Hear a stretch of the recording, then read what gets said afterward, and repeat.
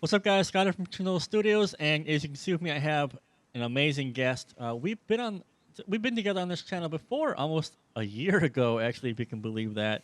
It was way back in December we were talking, because we were talking about some stuff like what we're going to talk about here in this video. But my favorite story that you told in that previous video had to be the old beard story where you had that nice long beard and with That a one. soup, and they decided to because I see now you have shaved, which is Yeah, for that reason, beautiful uh, story.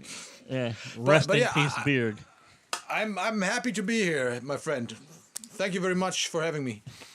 It's always good to get you here. So we have a couple questions all over the board today. I think it's going to be pretty cool. First thing though, I think people will be very curious to know because I sent an email actually and let people know that you have your own YouTube channel now. So how's this working? Are you sort of transitioning away from doing stuff on the URM channel, or what's the deal now? Yes, I actually stopped doing videos on the URM Academy channel. I've been doing that for 1 year, and it was a great time. And I think I've helped them, they have helped me. But I decided to do my own thing, to be a little more flexible Sure. and yeah, to be a little more independent. So now I've yeah I went back from a 75,000 subscribers channel to a 2 or 3,000 subscribers channel. But I just released my first video where I was talking about guitar cabinets, and I was blown away by the amount of views and comments and stuff. So it seems like uh, people have a lot of people have heard that I'm on my own channel now, and yeah, that's how it's going to be in Yeah, the future. definitely. So there's a link below in the description to his channel. Please subscribe. I mean, it's not every day where I mean there are a lot of channels on YouTube that talk about producing and mixing and stuff, but very small in our genre, which is more the extreme, sides of stuff.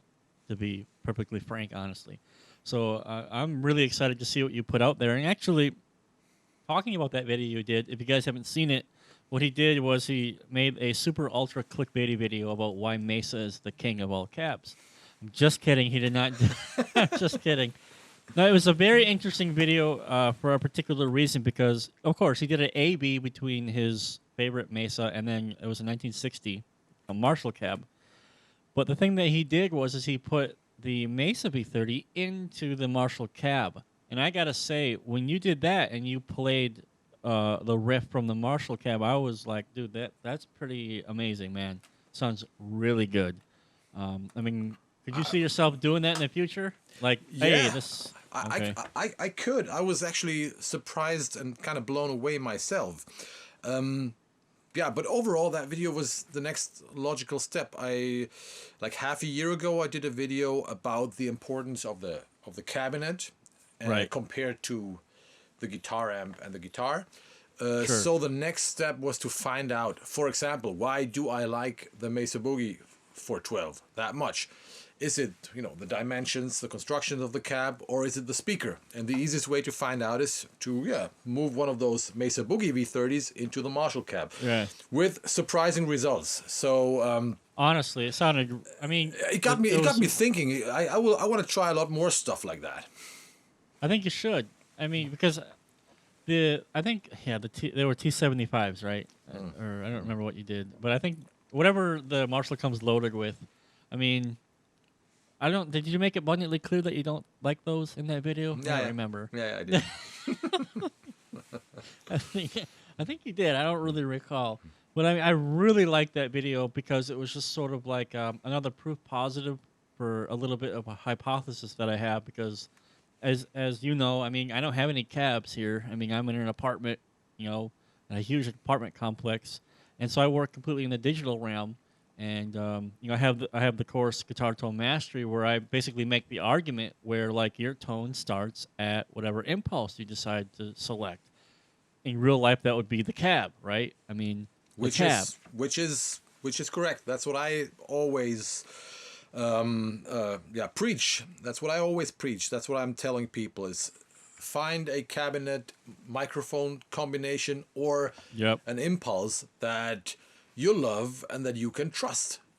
Yep. And That, I mean, that has the sound that you already would really want right, to begin with. Because you always, I remember you said also that you don't want to work against the gear that you're using. yeah, You know, like you have, like you can't mic up a Mesa and then, oh, I want it to sound like an Angle. It's like, exactly. But can't do that. there has to be a certain order as well, and the cab is really defining the whole frequency spectrum the most. So that's where you should start, and that's where you should put yourself into a situation where you feel comfortable, and then you can start comparing guitars or guitar amps Right. or pedals or whatever. Yeah. In that So I order. was really, I mean, that blew me away. And yeah, I wish I had like the ability in the digital realm to do that. Or like, I'm going to take this speaker that I seem to really like, and I'm going to throw it in an Angle. I'm going to throw it in a Bogdan. I'm going to throw it in an Orange. And who knows, maybe I'll find like a second option where like, ooh, that's really cool. But I mean, now just was really surprised by the result. Yeah. To just be frank with you, I was like, because I like Marshall cabs, mostly because they somehow sound a bit dirtier, I suppose, or Yeah, somehow. right, yeah. And then so and plus you use that Marshall behind you, the JCM 2000, which is like a hidden secret gem. So it was a really good video. But speaking of videos, so Thank you very much. First of all, yeah, Thank you. of course. But I mean, speaking of videos, now I mean, if you're you know, deciding to be more independent, and do your own thing, what does that mean for? I mean, just to be perfectly honest with you, the nail the mix that you did skyrocketed my skills. I mean, to the next level. I just mean in terms of how you were able to teach what you were doing. It was perfect for me. It just resonated with me. But are you gonna do more nail the mixes, or what's the landscape look like in the future for, you know, more learning materials, more online courses, for example? I definitely want to do more stuff because yeah, I'm on fire right now. I want to do more. I started doing this educational stuff like 1.5 years ago or something, and for me it was a learning experience as well because and I kind of found out that it's fun for me to explain things, and people like watching me explaining things, and that's a good combination. So yeah, I'm thinking about doing courses. I'm talking to people. That would be the next logical step, like to do Right, YouTube videos. But yeah, to have yeah, a YouTube video, what is this, 10-20 minutes or something, but to have a more in-depth version of the YouTube videos, same topics perhaps, guitars, drums, mixing, recording, but Sure. a 2-3 hour course, that would be the next logical step, and fun to do, and hopefully cool for a lot of people. I can't Well, I mean- I can't announce anything yet because I'm not. That's fair, But that's fair. that's the plan right now. More YouTube mean, and some courses. It's very important that, I mean, that you found the skill, because there are a lot of, you know, I mean, we're not going to throw anybody under the bus here, but I mean, there are some people who work in the industry that just can't explain anything worth a damn. Doesn't mean they're bad at what they do. No, It's no, just no. like, it's just like that teaching gene is not there. You know what I mean? Yeah. And so I'll be first in line with whatever you decide to do. I'll be there checking it out. Thank you. Everyone knows on my channel that you're by far my favorite mixer producer. So if you can just bend over, I'll begin licking your ass promptly. No, but I can see I get so many comments and reactions from people, and emails from people, and it makes me happy to see that I can help people. Honestly, I got so many emails from people telling me how they found their own guitar tone That's awesome. because of my videos, how they bought stuff, how they combined stuff, how they got a new vision for what they want, and yeah, that's amazing, and I want to keep on mean, doing that. It's sort of, things have shifted a little bit. Like I remember, I mean, you did a video how you started, you know, like 20 years ago. You know, where there was not a lot of information, and the gear you had is the gear you had. Yeah. Where now we are in this like era now where everything that you could ever possibly want is in a digital plugin. You know what I mean? But now that's where guys like you who can be like, that's crap. Don't look at that. Look at this. And so we can actually get people who can point each other in the right direction. Because I'll say, you know, I watched your Nail the Mix multiple times, and it wasn't, and every single time I went to watch for a different goal, because the way that you would explain something was just like, oh, that's That's why he does that. And then knowing the why makes it far easier to apply, because I'm not working on your song. I'm not working Yeah, right, on right. Vespertine Decay. I No, have my situation, but he did this.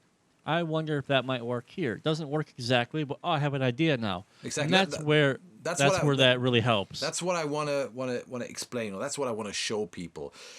I don't want them to copy what I do because that's boring. But I want to teach them my way of thinking and way of working. And that is mostly that I have an idea or a vision about whatever, a record, a song, or even just a track, just the overhead track or the bass track or whatever. Right. So, and then I analyze what I have. So I am here and I want to go there. And then I basically need to build a bridge. And Right. sometimes that's very easy, and sometimes you need a lot of plugins and processing and stuff to get there. And but my approach is to come up with some kind of vision, so you don't just shoot in the dark. Right. And, I mean, experiments are cool, and a lot of things happen by accident, which is Absolutely. totally fine. But The 80s would not exist, for example. exactly, yeah, I mean that is That gated snare verb. Yeah, I'm on it. But if you know where you want to go, that is very helpful. If you find out halfway that you prefer to turn right or turn left, that's fine, fair enough. Sure. But having some kind of plan, having some kind of vision always helps, and yeah, gives you a certain structure, because I feel like a lot of people these days are lost because there's too much gear and too much information and too many options. Whereas when I started, there was basically nothing.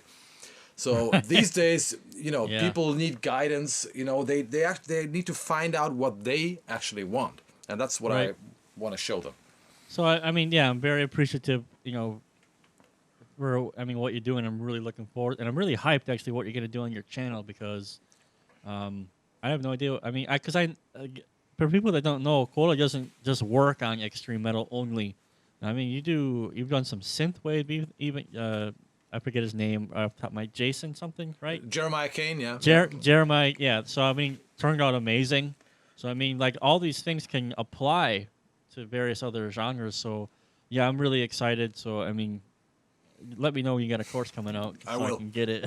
I will. Interesting thing too about helping people. This thing right here.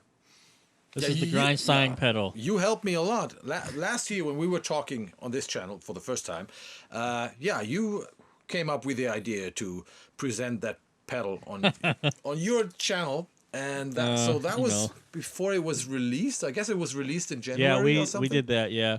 Yeah. Yep. It was cool. And oh, this thing is amazing. And I bought this with my own money, guys. Don't think that just because I know Kohle, he just shipped it over to me. Nope. Not the case. Not the case at all. And actually, I get annoyed with people who just want shit for free all the time. I think if you have a good friend and you really respect him, you should support him, as in buy what he makes. Side rant over. But this Grindstein pedal, there's been for lack of better words, an overwhelming positive response about it, which I'm personally very happy in your success, and makes me happy, right? Because this is a freaking awesome piece of gear. But I mean, there's always the dipshit out there that wants to say something, which is, for example, some criticism has been like, "Oh, why are you calling it the HM2 killer? It's not an HM2 pedal. It's more modern. You're insulting the legacy of the HM2." I mean, why do you think people would react like that? I don't know. I mean, I don't know, and I don't care. But basically, I would, in this case, it's easy because I would just say it fucking kills the HM2 because it actually delivers what the HM2 promises. Right. People are in love with the idea of an HM2.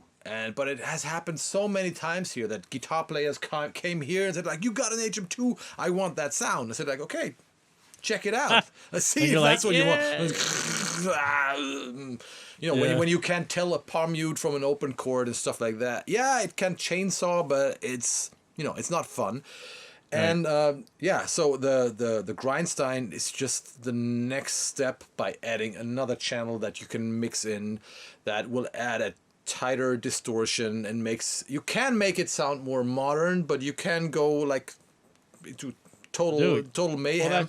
that's what the middle knob here is. You know, you go like way modern or super shitty, as you like to say. And I mean, anyone who wants to make a criticism like that, just go to his channel. He made a video about how to make the Swedish tone in like 30 seconds. Yeah. It's far easier to do it here. You're not going to have as many of the problems that you will have to dig out with probably 3 instances of EQ with six notches each, and a de-esser. Exactly. I mean, It's just way easier. I mean, it also comes with a bunch of IRs that really make it plug and play. there's actually the IRs from behind you. I know the Brunetti's there. You got the Angle there. Oh, yeah, right, the right. Mesa's on there. Yeah, those 3 amps, and I think I also used the Marshall for one of the There is a Marshall. It's the darks. Sweden I After can't remember. Dark or something. Sweden After Dark. Yeah. Yeah. So and it's really cool because you just load in the IR because the power amp is included in the IR. So it's super plug and play. But anyway, I mean, just to prove the point, right? So we have the Grindstein. It's one thing to say, yeah, it makes it better than the HM2. Well, okay, fine.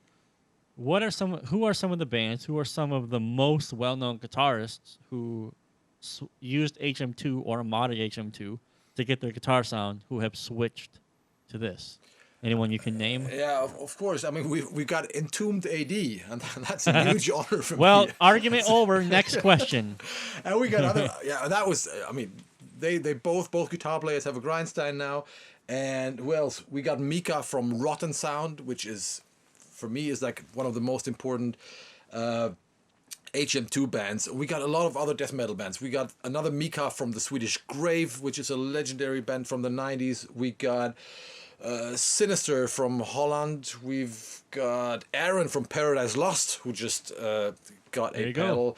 We've got the Aborted guys. We got the Benighted guys. We got Endseeker from Germany, a great HM2 band. The Beast from Denmark. So I mean, all you could have stopped when you said Entombed AD, basically. Yeah, basically. Yeah. Because a lot of people are like, that's like the gold standard of that particular guitar sound. Exactly. You know? They invented So, I it. mean- They came up with it. Of course, it's not the original guitar players anymore, but who cares? That's Entombed is the HM2 band, and I'm really happy about that. I'm really happy about that. That's and I mean, when I say overwhelming response, I remember like I have number 7. This is the 7th Grindstein ever made because Kohle wouldn't give me number 1 because Kohle's a dick. So I have the 7th. Yeah. I have the 7th one ever made, and I remember when the first batch came out, it was like, well, that's it. Well, there's been a batch continually every single time they sell out like that, and I see it on Facebook all the time, and people are just in love with this thing, and this is awesome. I mean, I have reamped plenty of guitar tracks with it. I've used it to blend in guitar with other guitar because stuff like this is what will allow me to have a unique guitar sound where, like, okay, sure, you know, they want to have, I'm sorry, but they want to have a Mesa with V30. Well, goddamn, it's so identifiable now where you just turn on the radio, it's like, that's a Mesa. It's not even on metal songs anymore. They're using a Mesa. Yeah. Well, you can blend in something like this, and then you completely change the characteristics of it. And I mean, I'm a big fan, dude.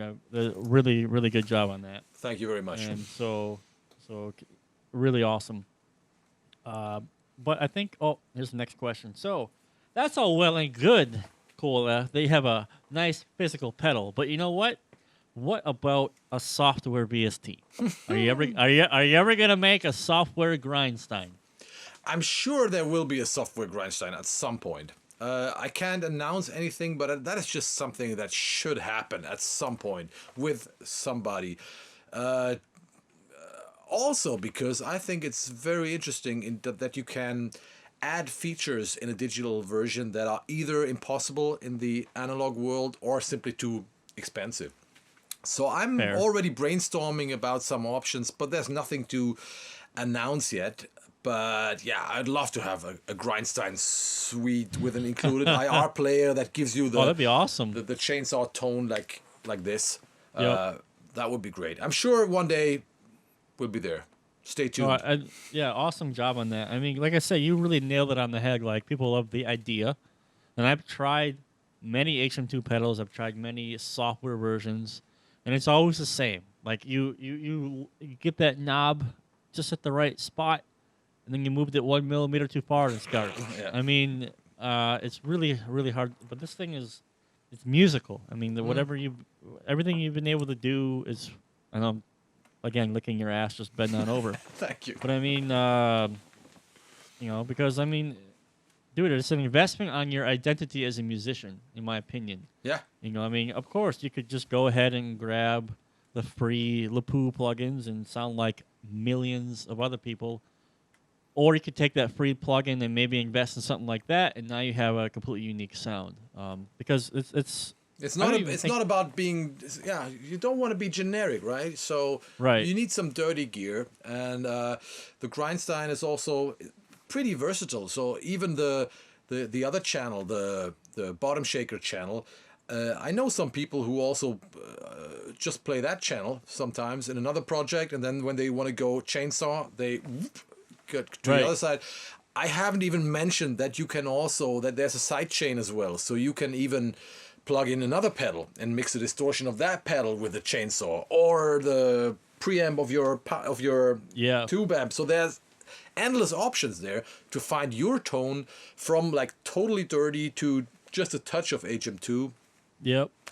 Yeah, that's awesome, and that would be something that you could never do with an HM2, or your pedal board would be $300 and 100 pounds, because you would have to do so many other things to get what you're looking for, right? And that's a lot of things that people forget. A lot of those bands had modded HM2s to get rid of or to solve a lot of the problems that the pedal just inherently has. Yeah. But I mean, who are we to insult the legacy of the holy HM2? Just get over it. I haven't touched any of my HM2s since the release of the Grindstein. Why would you? Why would you? Wanted to chat. So I wanted to ask you this question because this particular band is high on my mind right now because I can't get their fucking songs out of my head. Cytotoxin just released, it's like a month ago, they just released Nuclear Earth. Am I saying that right? Nuclear Earth? Nuclear Earth, I think that's how they... Nuclear Earth. Okay. I think so. And I mean, if we're just looking on paper, right? We have a checklist of things that how something should sound, i.e. a technical death metal band. Copious amounts of reverb would not be on that checklist, for example. Catchy choruses would not be on that checklist, for example. Because the Cytotoxin is not a new band, guys. If you don't know, they put out 2 albums already, and Gamageddon was their second album. And I remember listening to it, going, "Jesus, this thing is like." I walked into an operating room. It's super clinical, super clean, ultra technical. Amazing musicianship, but I listen to it and be like, that's cool. This new album, I can't stop listening to it. It's so fucking atmospheric and catchy. Even my little daughter is just running around, doing this, when the songs come on. So was that something that where you sat the guys down and went, okay, yeah, I would love to do your third album, but here's the deal, I want to do ABC, or did the guys go to you and go, Kohle, here's the deal, we want to do XYZ? A mix of both.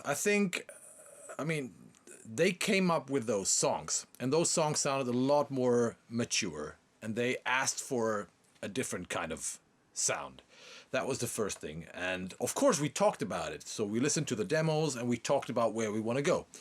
And we decided, first of all, this needs to be more atmospheric and on certain parts. And they also decided that they want to have, because they recorded the guitars themselves, they didn't want to have too much editing on the guitars. They didn't want to have the guitars too overly clean.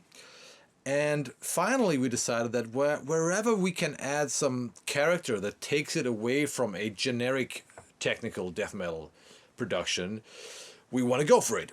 So one example is the reverb, and another example, or the overall atmosphere. I also used a lot of room microphones on the drums.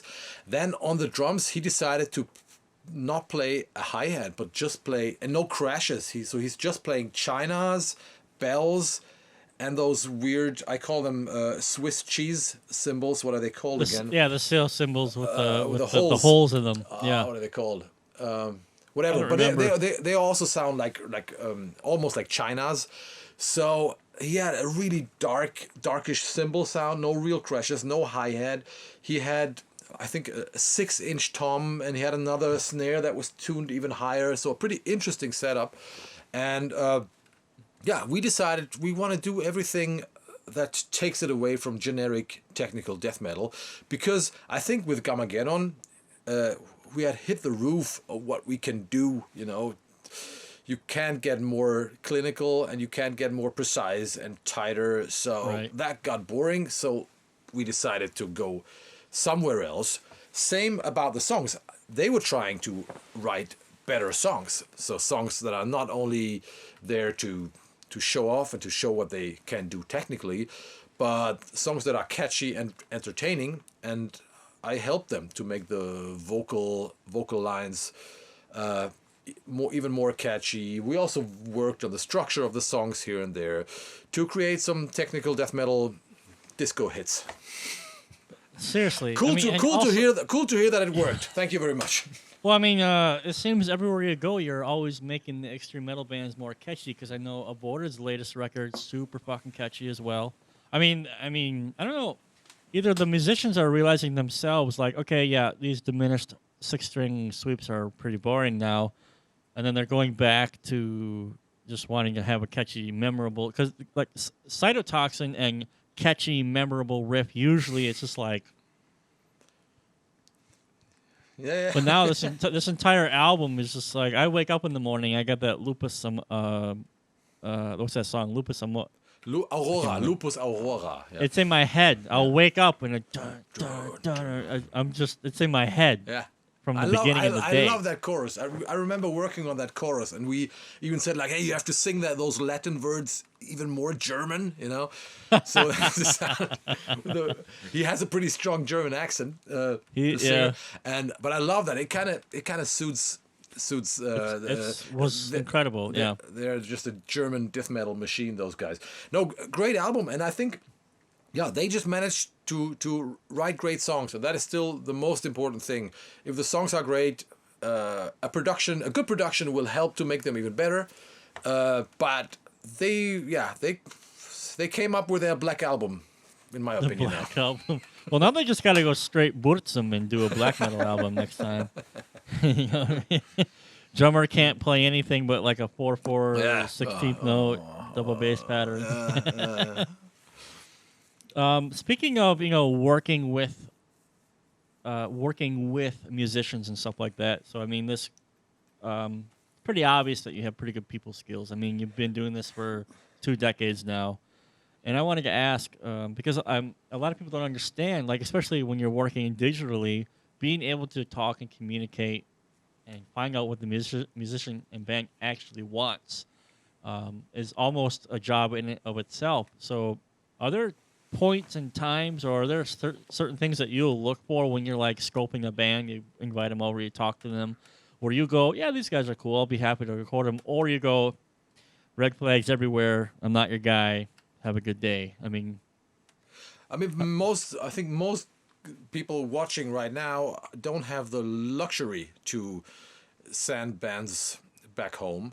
I can do that now, but they can't because they need the money. They are happy to have a client, which is good in the beginning, because one thing that you have to learn over the years is how to treat people in the studio, how to get along with people. And that is something I have learned. So as soon as someone shows up here, I'm scanning them. I'm trying to get into the mood of the band. I'm trying to understand what they want. I'm trying to understand their humor. I'm trying to find out who's in charge and who's not. So that is very important, not in order to work against them or something, just in order to make a great record together. You have to understand who you are working with. And that should not be underestimated. I think, especially also if you're recording people. I mean, you are mostly mixing, right? So you just email or Skype with people. Yeah. But if you have singers, drummers here, you need to motivate them. You need to, find a way to get along with everybody. And everybody's different.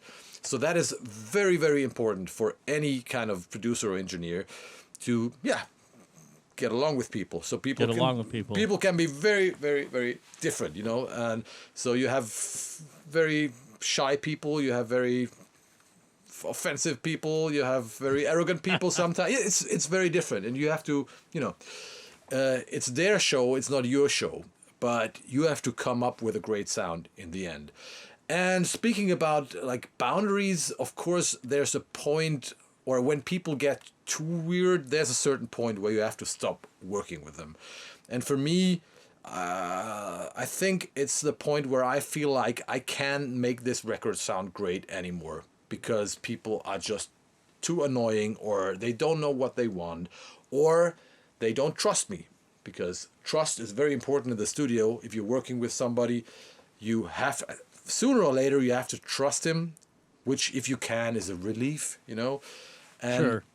And if that is not happening, and you feel like, hey, this guy is not able to trust anybody else, he knows everything better, then yeah, perhaps it's better to say like, hey, dude, Better luck next time. I'm not your guy. Perhaps you want to mix it yourself. That has happened here in the past, and mostly that was when I stopped working with somebody, that was a good decision. Yeah, you strike me as a guy who's willing to find the solution, which seems to be another aspect of a really good, you know, producer slash mixing engineer. Someone who's able to find the solution, you know, in dealing with the, you know, with people. And you mentioned Skype, by the way. Anyone who maybe is just mixing, and if someone wants you to do something for them, get them on Skype. Yeah. To at least have a visual, or at least hear their voice and talk to them. That's what I do. And, you know, I mean, I'm not in the position where I can just turn people away, but, you know, there are certain key things that if I hear, I'll be like, you know, I don't really know if I want to work with this guy, because it's called the butthurt. It's not the butthurt factor, but the asshole factor. Like, how much of a dick is this guy, where, like, I mean, is it worth my time? On the other hand, there are a lot of things that sound maybe negative or insulting in an email, and if you talk That's to people, very true. if you talk to people, it's like no problem. Yeah, no big deal. Yeah. Yeah. So I would totally recommend, if you're doing stuff digitally, if you have a big thing you need to chat about, try to get a phone call at least, so that the voice communication can be there. Yeah. But if you gotta drop big bombs, usually not a good idea to do an email, because it doesn't matter how you write it. It's always up to how the person reads it. They could just read it in a certain way. We're like, that's just not what I meant at all, dude. I even put a smiley face there. Yeah, it's a sarcastic smiley face. No, it's not. You know what I mean? The classic situation is like people write something like, "Hey, really great mix," and then whoop, you know, like Right. this. And when you read this, you know, you feel like they hate me, or if you're just starting out, you feel personally attacked or something, you know. Absolutely. I still remember the first time Yes, and I got an email like that. And then but if you call people, they will usually spend 5 minutes on telling you like, this sounds so amazing, we're so happy Yep. with blah blah blah blah, and then there's a completely different atmosphere, and then Yes. you're a lot more willing to accept and think about those remarks and those Yep. changes. So yeah, talk to people. Exactly. Because you don't, like, if they say, hey, man, mix sounds great, but they've been listening to it for a day, you don't know what their first reaction was like. They're not sitting with you going, ho, ho, ho, ho, when Yeah. they listen to it. Yeah. They've just digested, great mix, here's what I want to change. Yeah, right. And then, and so, I mean, it's on both sides of the aisle there. So, yeah, absolutely. So, I got 2 more questions for you. They're kind of silly. They're a bit more funsies. So, the first of them, what is the dumbest mistake you've ever made that ended up being in the final product? I don't have any really terrible things that come to mind right now, but a lot of small things, you know, like whatever. I remember having like backing vocals left and right in stereo, and on the last chorus you mute one side and you make 15 mix revisions. Everybody's listening to the song, nobody hears it, and then half a year later you listen to the CD and say like, where's the vocals? You know, those situations. I remember one thing on my aborted Nail the Mix song, Vespertine Decay, and I actually discovered that when I was preparing the files for Nail the Mix. There man. there's an intro with a clean guitar, or like crunchy Yeah. horror guitar, and I had a fantastic sounding filter sweep automated, so it goes like underwater and back on that Yeah. section, which sounded great. I do that a lot. I love filter sweeps on guitars. And then later in the song, right before the breakdown, there's a little 2 seconds guitar thing again with that crunchy guitar, and I added another filter sweep there, like you, and then breakdown. And so Aborted got back to me and said like, hey, we don't like the filter sweep in the middle of the song. Please remove that. So, and here comes a mistake. So I just bypassed the plugin without remembering it was doing something in the beginning. And yeah, so we bounced the track. Nobody remembered it. Nobody heard it. And just when I came back to revisited the song during the mix, I was like, Oh my God. on the other hand, and it really sounded so much better with the filter sweep, so much more interesting. But on the other hand, I had listened to that song 50 times in the meantime, and You also didn't notice, yeah. so fuck it, And Right, exactly. There's like other things. I remember like 2 months ago, I had to re-record like one bass guitar note because it was recorded 1 octave too high, and the band called me and said like, can you record like one note only for us because it sounds a little thin there? No problem. Boom. And then I think I forgot to press record again, or to stop the recording. Yeah. So it kept on rolling, and there were like 3 seconds of silence in the bass, and I just bounced the mix and sent it out, and to the pressing plant, the final DDP. And thank God the singer listened again. Like, it sounds kind of thin after this, but I was like, oh, that would have been pretty bad. That would have been the biggest, damn it. Yeah, like damn. You've ever done. 3 seconds, no bass. Yeah. But Damn it. that happens if you do too many revisions, and if you work at night, and tight schedule, and you need to change something in the last moment, then those things happen. Happen more often than not. Yeah. Yeah. I think there was also a situation where I think you did an interview for about 45 minutes and you didn't turn the camera on. I don't want to talk about that, right? All right. Last question for you. Guess who? Yeah. Okay. I have no idea Move on. No idea who it could be. What is one piece of gear that everyone swears up and down that it's the God's gift to humanity that you must have? It's amazing, but does absolutely nothing for you. I think that's totally the Peavey 5150 for me. I mean, I'm not saying it does nothing for me, but I mean, I have 15 tube amps. I mean, now we have, because my colleague actually bought a 5150 Stealth, but I'm not using it. I never really understood why people love that amp so much. I mean, it's a good amp. I was also forced to do records with it, but my hands were behind my back. I couldn't do anything.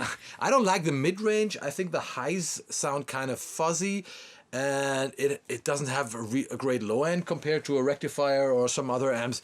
It's a nice amp, but I just never understood the hype, or I'm just too stupid to get it dialed in correctly. But well, all the Peavey fans are, of course, going to be like, of course you're too stupid to dial it in correctly. Of course. I mean, geez. Yeah. So I did not expect you to say an amp. Actually, I was for sure waiting for some sort of compressor answer or some sort of analog unit or something of that. So, I love amps. I mean, I love amps. I'm not that much into outboard gear. Outboard gear is also sexy, but I think I see where the excitement in your pants comes from. exactly. Excitement from your pants come from. Yeah. So, dude, thanks a lot for coming on again. I know you're ultra busy. Thanks for having me, man. Thanks for having me. Always a pleasure to talk to you. I'm honestly looking forward to what you do on your channel, and please keep me informed if I can help you anyway. I'll be happy to do that. Thank you very much. And yeah, dude. So, and once again, thanks for this amazing piece of gear. Well worth every single dollar that I paid for it. And I hope to have you on again. So, guys, if you have any questions for Kohle, if you want him to be back on my channel, leave a question down below. What would you like him to answer? What's bothering you? I mean, you've mixed extreme metal. You've done some synth wave. You've done 8 Kids is like rock. What's that gosh, that band that you just did that you just nailed them. Alligator Wine. I thought Fan I mean- Canto. I just did Fan Canto. You know them? That a cappella metal band. Oh yeah, right. You've done that. So, I mean, he's done a. Power Wolf, I guess, is the most famous band in Europe that I did. Power Wolf. And what else? Yeah, but Well, Bordic, obviously. But I Bordic, mean, yeah. so I mean, if you got any questions in particular to really working with extreme genres and really getting, you know, I mean, great guitars and drum sounds and stuff like that, just you know, let me know. You got questions about how to deal with egotistical clients? Let us know. So I mean, you want him back on the channel? Leave a comment, leave a question. And as soon as I get at least 8 to 12 really good questions, we'll bring Kohle back on here. And if we get 20 really good questions, he has already promised to come back on here shirtless. of course, I am already. No, I'm naked from here. Yeah. No, he's not pants. wearing socks. Pantless. No pantless. socks. Yeah, no. I can see your pants. Oh, He's really? sockless. Can you? That's. I thought you can see that. Oh, fuck. Okay, I'm sockless. No. Yeah, I'm sockless. And that's hardcore for a German, sockless. Going crazy.